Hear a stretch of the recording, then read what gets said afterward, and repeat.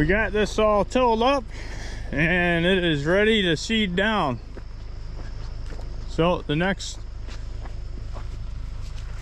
step will be tomorrow morning. I'll come in here and we're gonna seed right on what's here, and then right after seeding it, we're gonna get the fertilizer, fertilize it, and then we're gonna go ahead and roll it. And then the very last step, we're gonna spray it with liquid lime. I'm gonna try that for the first time this year and see how that does. But I am so excited about this food plot right here. This is just like, you couldn't draw it up any better when it comes to a staging plot. You know, all the big ag is right up here above us. That's actually the neighbor's field up there, and we have great access coming in from Cherry Ridge right up the edge of the creek right there into the stump 4, and all the deer activity is actually coming from back in there. And what they do is they filter up through this thick bedding, and they, you know, eventually they're heading out to this big ag, usually at dark. What this will do is obviously divert them right into here where, you know, it's real thick and lots of cover, and there's going to be food in here. Obviously with the food plot, it's just going to be a really great spot, especially when it comes to rifle season, when big bucks get, you know, real tight to thick cover and food and don't want to leave those areas. Archery hunting, I'm not sure how this is going to work out, because you know, I put the stump way back there mostly to get in and out undetected if there are deer out here. Archery is going to be kind of interesting because the deer will have to walk this path that I just drove the tractor down, and then that would give me about a 30-yard shot at them. There's a creek crossing right there, so, you know, maybe I have seen deer coming down through there. I have a keen cell cam right there on that thorn apple tree that's been catching a lot of deer coming in and out of there. But super excited about this spot. Tomorrow morning we'll get in here and get this seeded. We'll have to do the acre plot over there across the creek, and then there's a section over by Nebraska as well that we're gonna do. This tree's been dropping a bunch of apples, as you guys can see here. They're pretty tasty. That one got smushed. The deer will be in here eating them.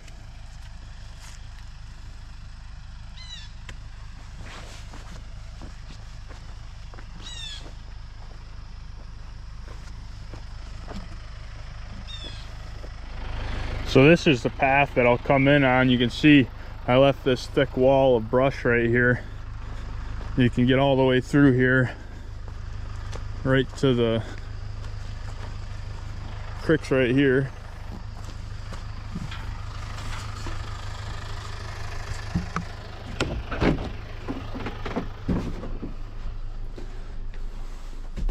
And there's the view of the plot right there. I'm gonna have to trim a little bit of the tops off of those trees right there so I can see through that a little easier, but otherwise it all looks pretty darn good.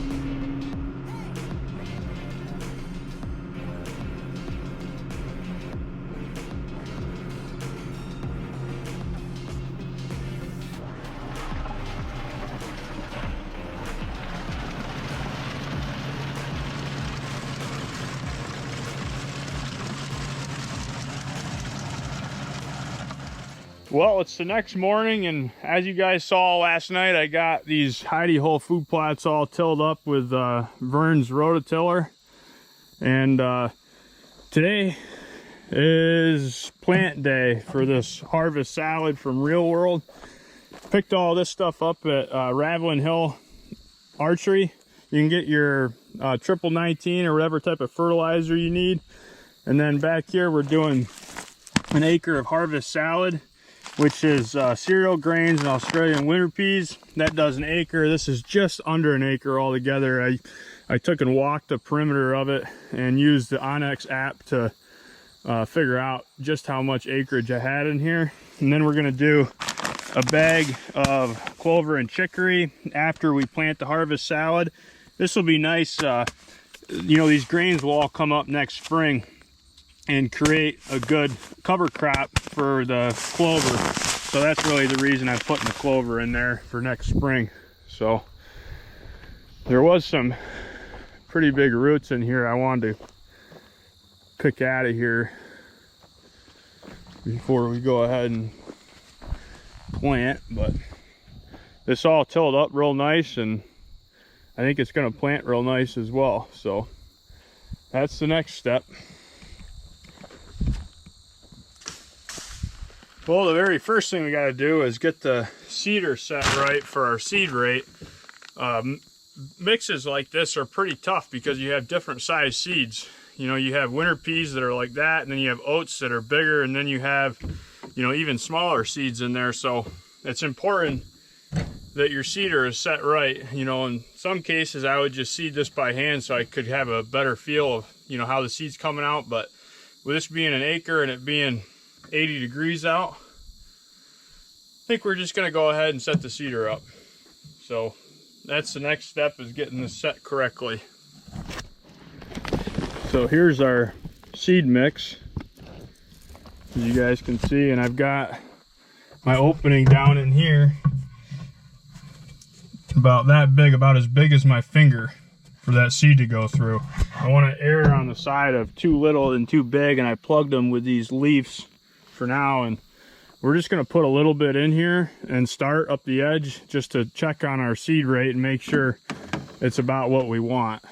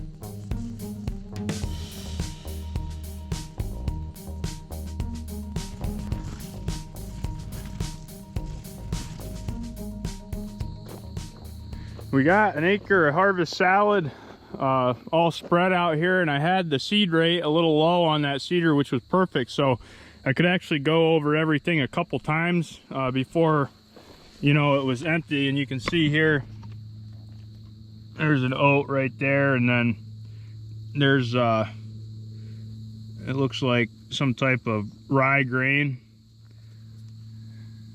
Let's see if I can find a winter pea. There's a winter pea right there.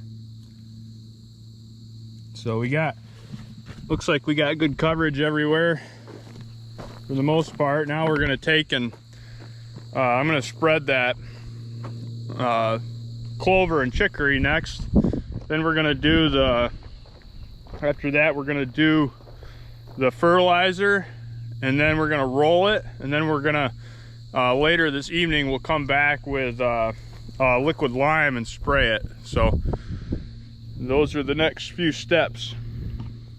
We've got the clover and chicory all opened up here, and you can see just how tiny that seed is.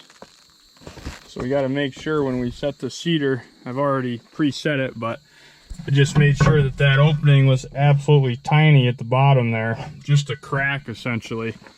And we're going to get all this seeded down with some clover and chicory on top of the Real World Harvest salad we just seeded down.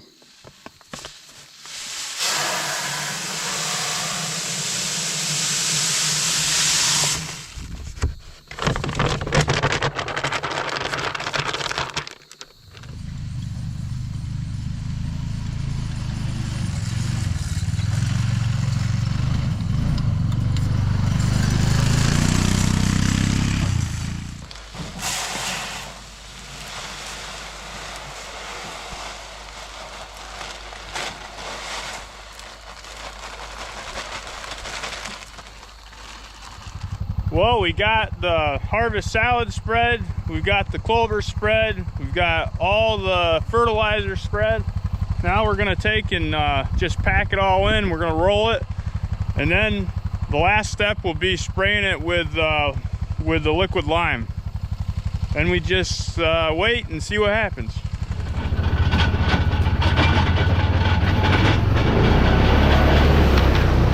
We made it over here to the staging plot. I got tilled up yesterday, and this is a little over 1/4 of an acre right here, and this is I think the most exciting food plot of them all right here. If this works according to plan, I think this is going to be really awesome. We got the stump 4 set up over there, and I'll tell you what, getting that blind to that spot was no joke. Luckily I had Vern's help with his excavator and everything, and heck is that? This is all just pretty much silt topsoil from the creek when it floods right here. This soil should be prime for growing food plot. We're gonna hit it with some lime and fertilizer just to be sure, but I think it's gonna grow some good food plot. Let's get after it here.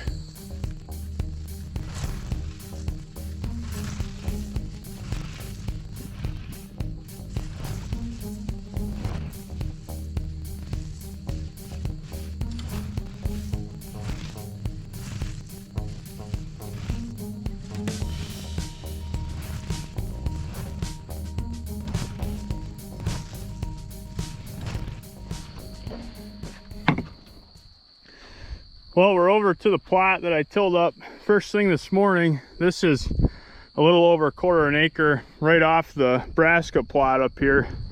This soil is usually more wet and acidic, so it doesn't grow crops like brassica very good, but this will be great for grain. Last year I planted a bunch of winter wheat in here, and boy did that work out great. And rye grain, I had my portable shanty set up right here, and the deer would funnel right out of here and over there, and they'd come right up through here, and they'd always hit this grain first before going up into the food plot. Worked out absolutely awesome.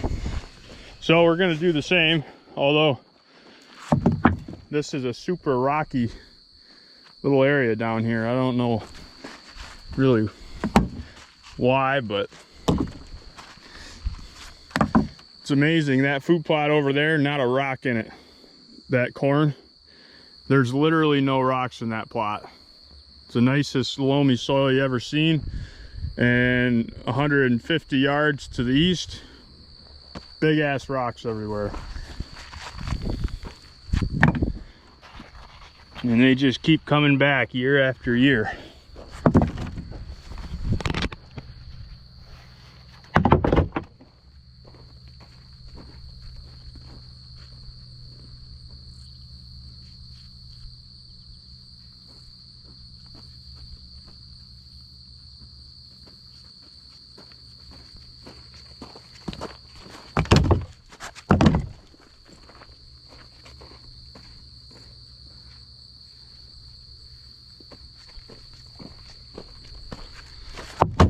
all we got to do now is go roll that staging plot, and then we'll transfer the seeder, everything back over here, get this seeded down,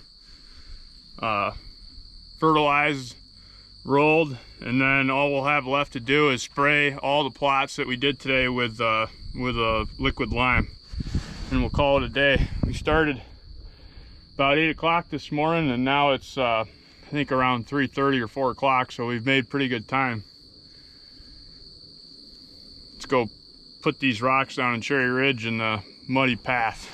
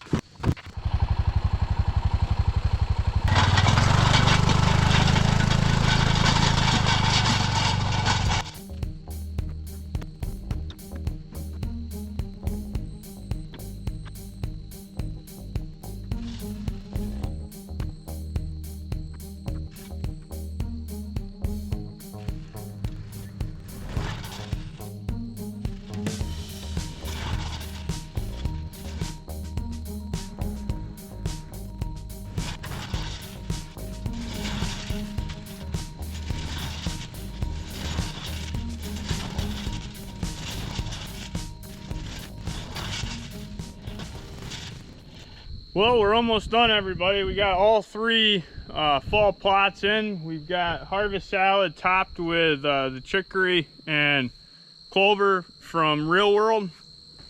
A lot of work today. We started at sun up, and now it's about 5 o'clock, so we've been at it all day long, non-stop, but we got her done, and now I'm just gonna hook up the sprayer and then liquid lime, and we're gonna hit all the plots with that liquid lime. That won't take long at all compared to what we've done. This plot right here in particular is always a bear because it just rocks come up every year from who knows where. Big rocks too. You know, they that first 2 years that I did this plot, I plowed it, and I thought by using the rototiller I would minimize the rock situation quite a bit, but even if you rototill it, new rocks show up. If you plow it, new rocks show up. They just come out of nowhere, so it's always a bear picking all the rocks off, but everything's in. We got it rolled on to the next step, and then we're all set.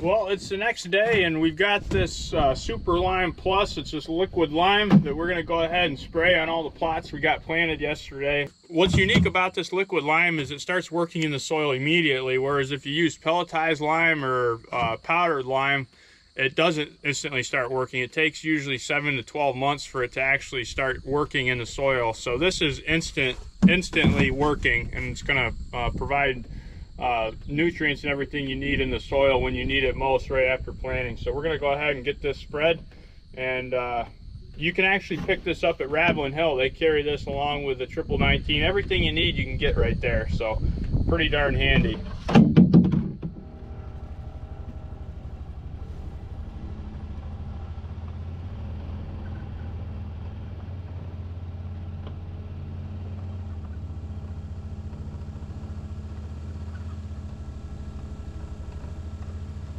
I just got the liquid lime plus all sprayed back here in the hidey hole food plot, and I've got a little bit of brassica here that I got from Carl. He had a little bit left over, so I got some from him, and we're gonna do a little test area back in here. I don't think this soil is very good for growing brassicas, but I want to do a few different test spots and plant a little of it back here just to kind of see how it does, just for the heck of it. So that's what we're gonna do. I got the rake here.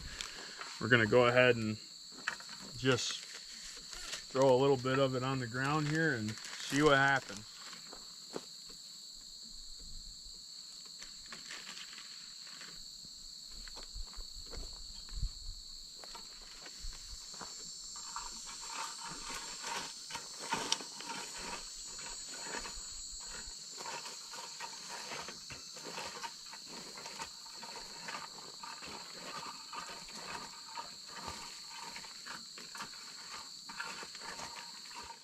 I'm going to go ahead and wrap this video up with some drone footage of the food plots here. This is that little quarter acre at the bottom of the 2-acre brassica plot where that soil's not that great. I planted the harvest salad in there as well as the other ones, as you guys know.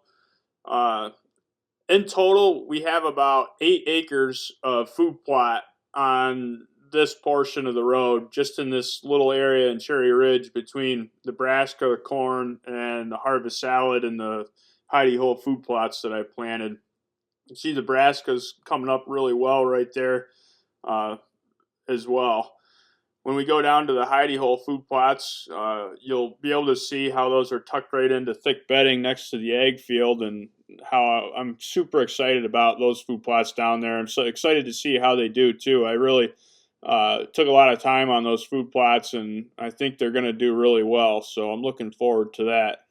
So here you can see the brand new staging plot. This was a quarter of an acre right here, and I planted that to the harvest salad as well. And I top dressed both of these food plots back here with clover and chicory. The harvest salad will act as a nice cover crop in the spring for the clover to come up real nice. And as you look up with the drone right there, you can see the acre plot that's over by the stump 3 over there, if you look right through that dead tree. This is all extremely thick bedding in here.